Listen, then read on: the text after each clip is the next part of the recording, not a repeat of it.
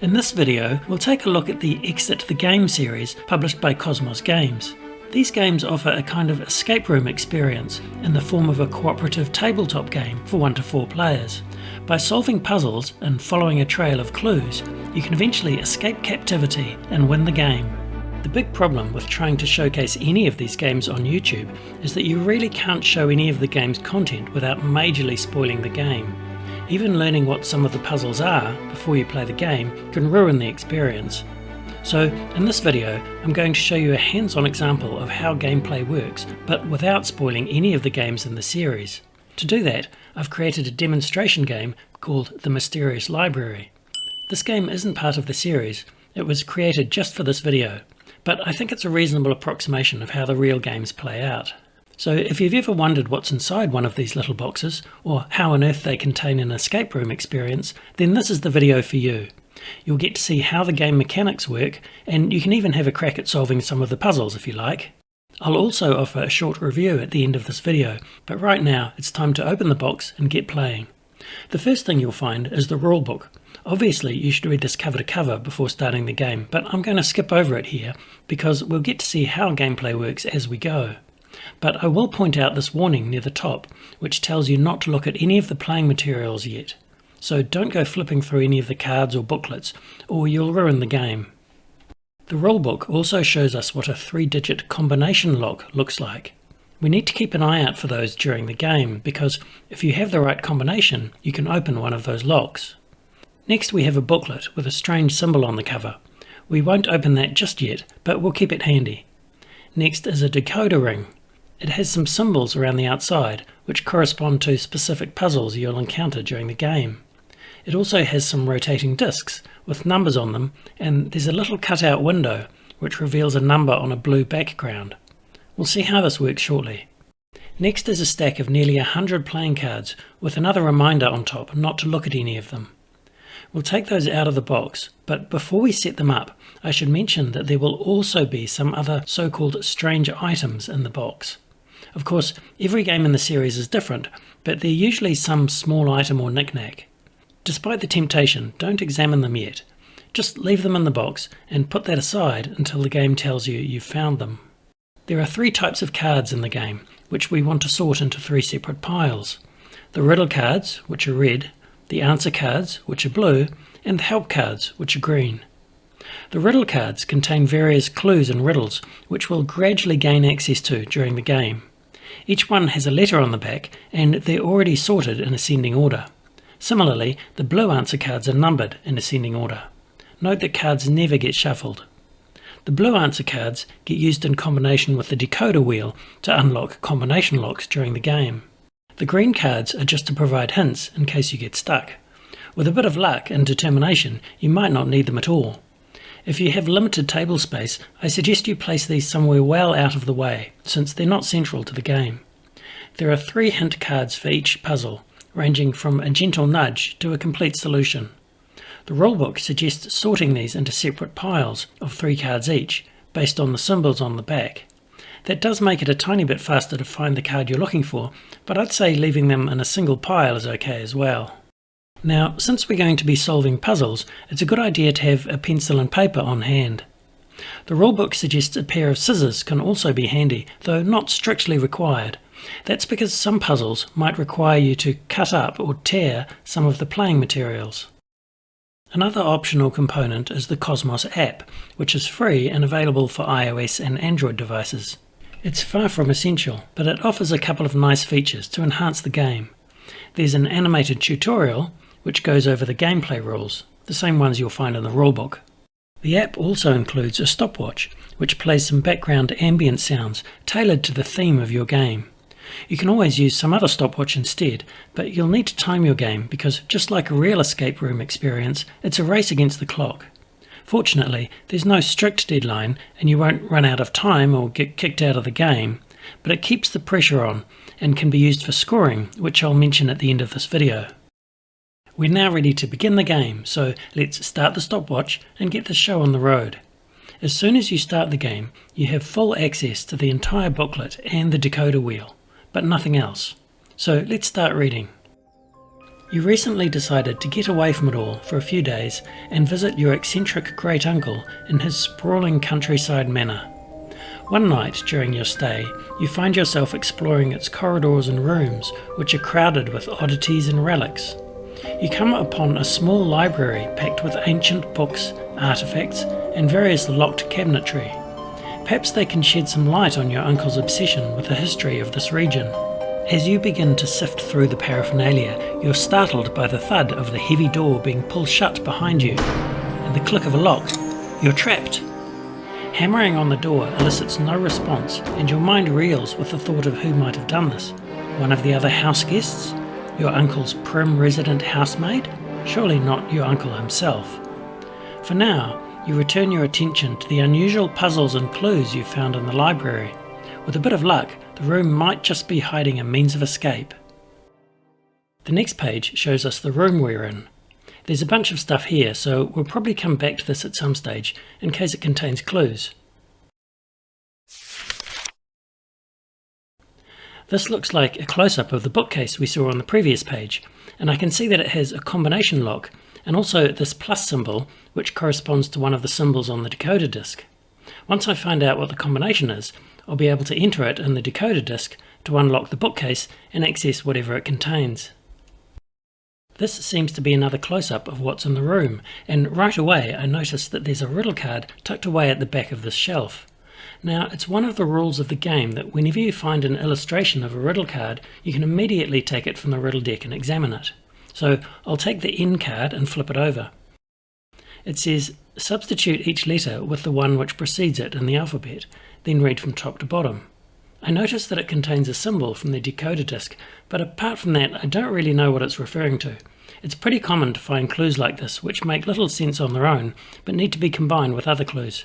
For now, I'll put that card face up on the table so that I can refer to it whenever I like, and I'll return to reading the booklet. The next page shows a butterfly collection, which I recall was hanging on the wall, and there's also a scrap of paper which makes no sense, and I can't see any symbol from the decoder wheel, so thanks for nothing, butterflies. Okay, so this page looks promising. We've got a bunch of letters, a circular maze with some numbers, and I recognise the Y symbol and the square symbol from the decoder disc. We also saw that Y symbol on the riddle card we pulled out, so let's combine them. Okay, this is starting to make sense. I'll grab a pen and I'll cross out each letter and replace it with the preceding letter from the alphabet. So U becomes T, F becomes E, and so on. It says read from top to bottom, so now we have 3, 8, 7. So that was pretty easy. We know the combination to that lock, but we can't enter it in the decoder wheel yet because we have to find which object in the game world has that lock on it. We found a combination lock on the bookcase, but that's got a plus symbol. So for now, let's finish reading the booklet. Okay, Fibonacci series, a series of numbers in which each number is the sum of the two preceding numbers. Notice that this clue doesn't just assume that you already know what a Fibonacci series is. These games won't rely on general knowledge, so it's not like Trivial Pursuit. You should be able to solve the puzzles with logic and deductive reasoning. Under that, we have a clock face which says 11 o'clock and a hexagonal symbol which is also on the decoder disc. On the next page we have a bunch of numbers, a 6-pointed star which is also on the decoder disc, and a metal cylinder with rotating parts. Looking closely at the cylinder, it has these numbered sections in the middle which look like you could unlock it with the right 3-digit combination. It doesn't look the same as the combination lock we saw on the bookcase, but it does look like it can be unlocked. I also notice there's a 6-pointed star on one end of the cylinder, so once we know the 3-digit combination, we should be able to open this using the decoder disc. Presumably, these numbers above the cylinder are related to the combination, but I can't see how, and it's never a good idea to start wildly guessing the combination. And that's the last page of the booklet. So we've now had a look at all the clues which are available so far. I should be able to continue from here, but I seem to be stuck, which is a bit embarrassing considering that I created this game. I'll pause the video and take another look at everything I have so far, namely the booklet and one riddle card. Okay, so another look through the booklet reveals that I overlooked this combination lock on one of the drawers.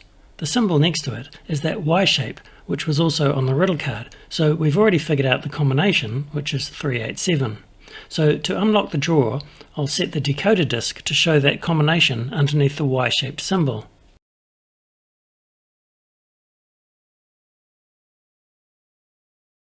The little cutout window on the disc reveals the number 3, which means I can take the number 3 card from the blue answer deck and look at it. At the top of the card it says, "This code may be right, where do you see the code symbol?" And there's a bunch of illustrations for the various locked containers throughout the game. We're trying to open the bottom drawer next to the scrolls, and I can see an illustration of those drawers at the bottom of the answer card. That tells me to look at answer card number 24. There's also a reminder to place this answer card back in the answer deck. Answer cards always go back in the deck in the correct order, so the answer deck won't change throughout the game. I'll put card 3 back in the deck and look at card 24, which says, "Nice job. You open the bottom drawer and find several items inside. Remove riddle cards B, F and K from the deck and take a look at them." So I'll remove those cards from the riddle deck and I'll return answer card 24 to the deck while keeping the cards sorted.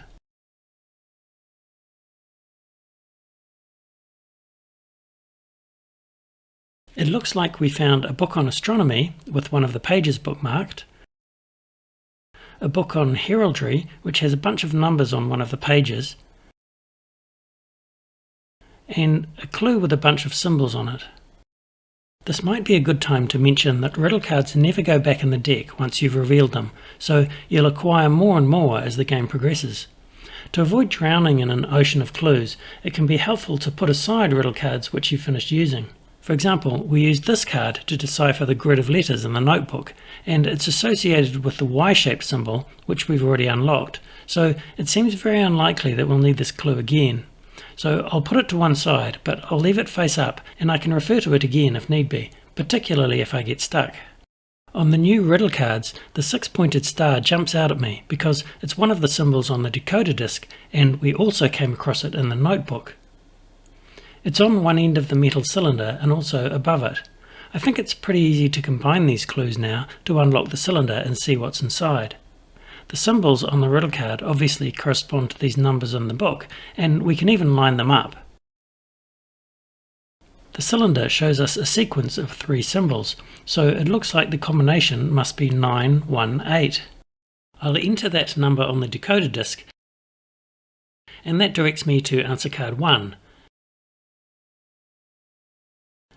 Oops, apparently that's not the right combination. Returning to the clues, I just got a bit sloppy.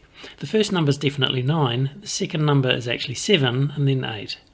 So 978 on the decoder disc directs me to answer card 8.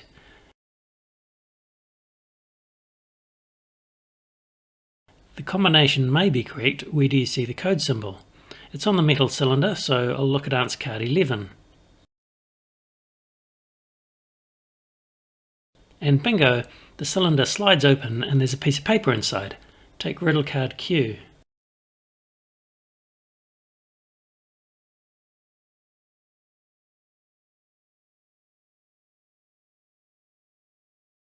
Okay, the butterflies jump out at me, so it must be related to this page of the notebook. They're obviously the 2 butterflies in the bottom right corner, but I'm not sure how that helps. So what else have we got? The plus symbol on the top of the riddle card is from the decoder ring, and we also saw that symbol on the lock for the bookcase. Beneath that is another symbol which also appears in the notebook in the Fibonacci series. It's a placeholder for the number 8, so it could be the first digit of a 3-digit combination. At the bottom of the card is a crescent moon, which we saw in the book on astronomy. It must represent a number, so maybe it's the number 8 since there are 8 moons on the page. And maybe the butterflies represent the number 2 since there are 2 of them. So that would give us 828 to open the bookshelf. So I'll try that.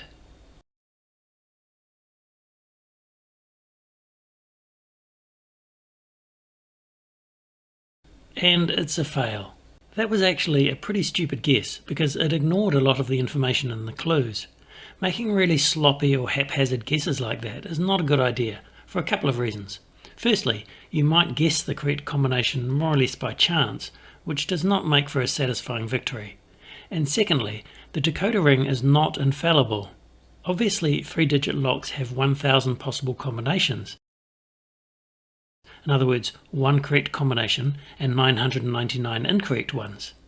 Clearly, entering the correct combination in the decoder wheel will always take you to the correct answer card. But if you think that every single one of the 999 incorrect combinations will take you to an answer card with an X on it, then I'm afraid that you are greatly overestimating the computational power of a few cardboard circles with holes cut in them. The fact is, some of the incorrect combinations will actually unlock the correct answer card. Not many of them, but enough to make premature guesswork a bad idea. Before you enter a combination in the decoder disc, you should have a reasonable degree of confidence that you've found the solution which the game intended. So let's try again with a bit more care. The first digit from the Fibonacci series is definitely 8. Beneath the butterfly collection, there's a scrap of paper which tells us to add together the X and Y values for the butterfly's row and column. In other words, 6 and 3, which gives us 9. And in the astronomy book, there's only one moon symbol which is an exact match between the two cards. It's labelled as the fourth phase. So we'll try the combination 8, 9, 4.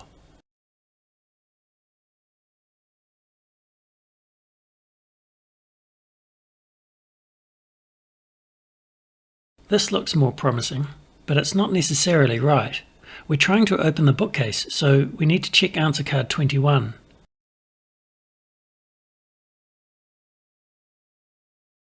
And we got it! The bookcase door swings open with a creak, and inside you discover an ornate signet ring in a small wooden box. Take the signet ring from the game box and the L riddle card from the deck and examine them.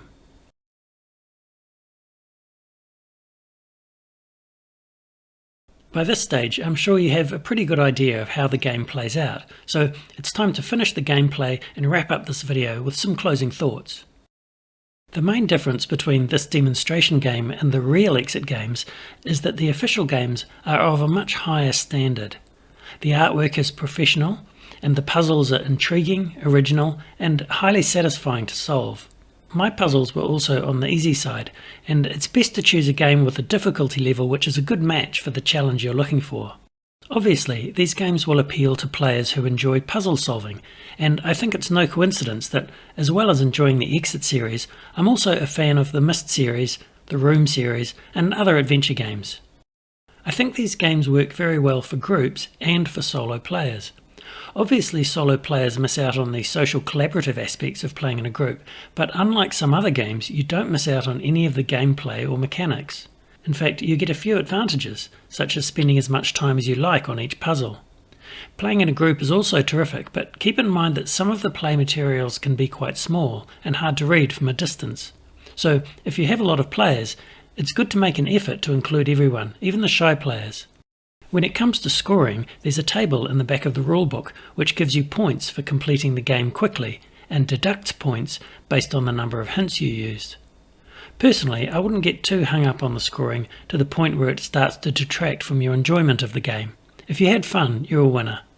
Similarly, the best use of the hint cards will depend on your situation. Using hints too freely can rob you of the satisfaction of solving a really tough puzzle. But if you get so stuck that enthusiasm begins to wane, or frustration arises, or anything else which is detracting from people's enjoyment of the game, then that's a good indication that you should use a hint and keep the game moving forward. Thanks for watching, and I hope this video has inspired you to take the plunge and try out one of the entries in the Exit the Game series. Have fun!